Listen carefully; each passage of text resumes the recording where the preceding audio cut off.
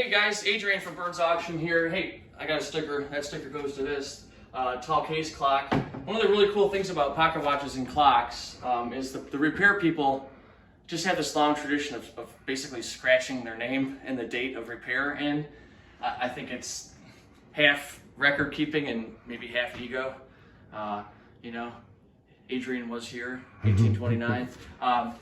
And just a record of repairs and who did the repairs. So if you take a look at this clock, which dates from the early part of the 19th century, say 1820 or so, and it's had some cosmetic repairs. These clocks, you know, they got moved, they got a lot of use, and so they got damaged. But if you look here, you'll see a record of repairs. And so this is tougher to see, but it looks to me like it says 1823 with a name.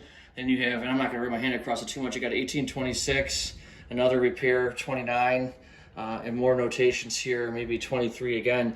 And then, of course, they wrote in huge script on the inside. So Paul here in 1902 went with pencil, and you know, Paul Ramsey, I think that's the family member name there, 1902. And so it's just a neat little piece of history that you sometimes get to see in little clocks and watches, particularly clocks. With watches, it's usually so tiny and so encrypted that it doesn't make any sense. But with clocks, you have a lot of room to operate here in terms of doing your watch repairman graffiti. So just a cool little factoid.